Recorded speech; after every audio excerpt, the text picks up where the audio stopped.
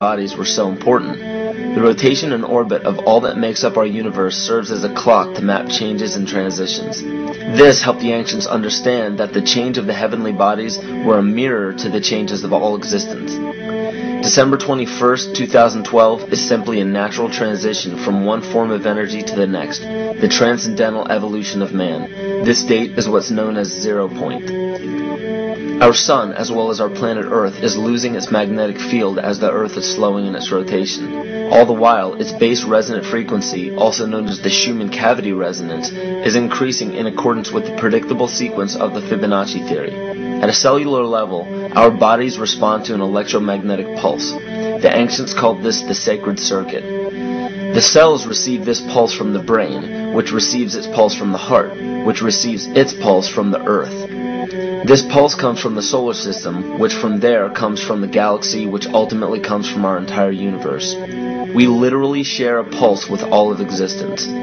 Yet another example of everything being one. For as long as scientists have been recording the Earth's pulse, it has remained at approximately 7.8 cycles per second. This was a constant fixed number until 1986 into 1987. It rapidly began increasing to about 9 cycles per second in 1996. So in one decade, it increased by about 2 cycles per second. By 2012, this pulse will be right around 13 cycles per second, just as the Fibonacci theory indicates. What does this mean for humanity? Just as cymatics has shown that higher frequencies result in more complex patterns, we are now experiencing the beginning of a major shift in both physical and spiritual vibration. It's difficult to understand what exactly will happen to our physical bodies, but ancient scriptures, pagan and monotheistic religions, mystery schools, and secret fraternal orders have all given indications as to what this experience will be like.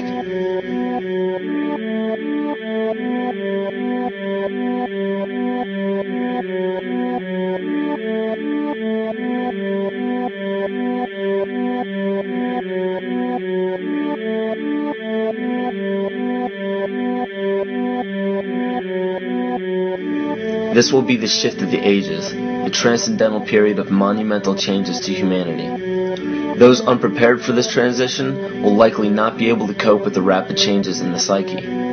The only way to prepare for what is to come is what we have sought after for our entire lives: truth. Not the truth about governments, commerce, religions, terrorism, or anything external, but the truth within ourselves, within our psyche and our shadow self.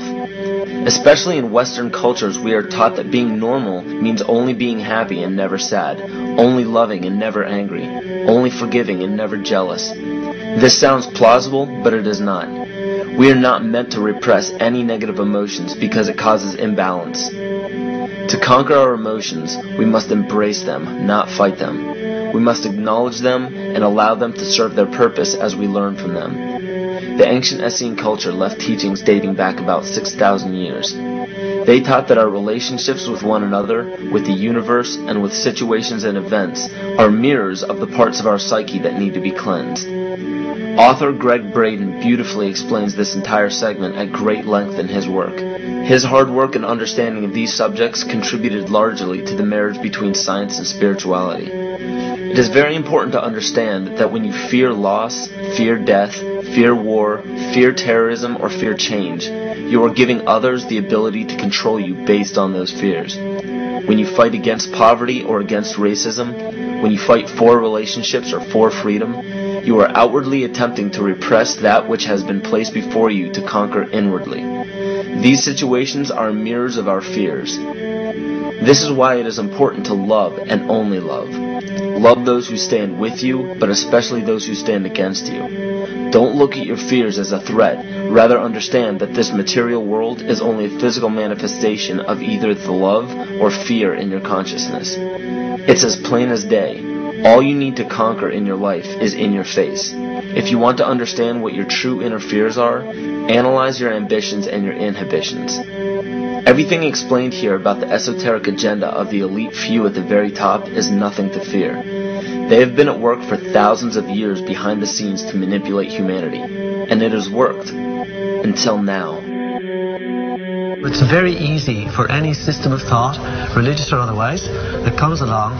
It's very easy to play on that, to play on our insecurities, to assure us all is well, we'll all be taken care of, we lap that up. So don't blame religion. Blame our own insecurities, which has allowed religion to flourish and which has allowed so many systems of thought that are disempowering to flourish throughout human history. That's why we can't get out of it. Ron Sankley, Department Chairman, Chemistry, University of California, Berkeley, showed that DNA acts as an antenna for cellular upregulation.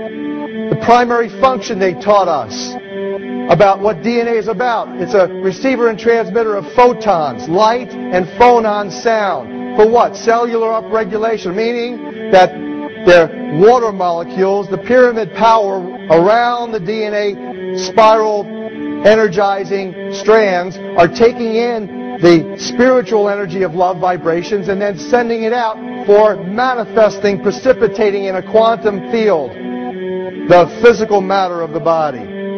These are hertz, frequencies, or cycles per second that the musicians can retune their instruments to play and experiment with. Why? Again, these are the Creator's musical scale, the original solfeggio, buried for 3,000 years in the Bible. So the ancient priests who knew how to levitate the huge stones for the building of the pyramids and the Masonic knowledge that predated ancient Egypt, the ability to have this information, these frequencies, serve the function of creation, destruction, and miracles on behalf of the empowered people who had access to this knowledge. I say that because of this metaphor.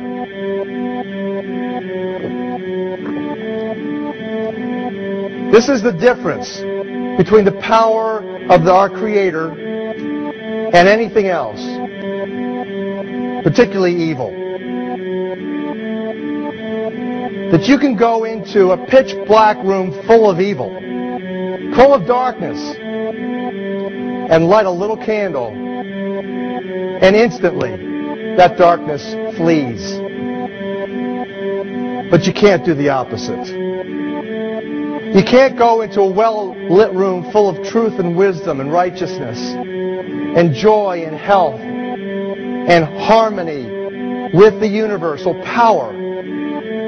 You can't take any amount of darkness and go into that well-lit room and have any effect whatsoever. That is the metaphor which I frequently think of when I think that I'm not empowered. It is the greatest lesson for me, and I think for everybody else, to know that we're on the winning side and that we win in the end. As you are watching this, understand that it is not a fight to be fought. It is not a war to be waged. No gun rights have to be exercised. Not a finger has to be lifted. Most people wonder how one person can make a difference. They ask that if all this is so simple and this information is available, why hasn't someone else conquered their fears and changed the world for everyone else? This is the most difficult and beautiful conundrum to our lives. Your reality affects you and only you. Your curiosity has led you to this genre of information to serve a very specific purpose in your life.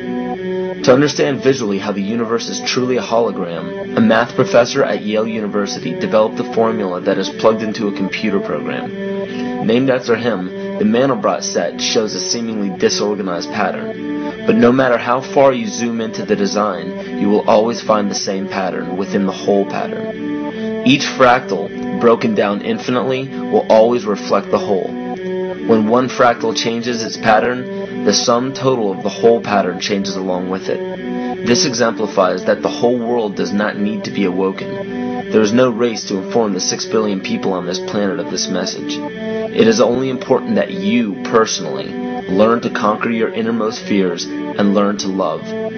When you see your fears for what they are and master your emotions, then, and only then, will you truly be free.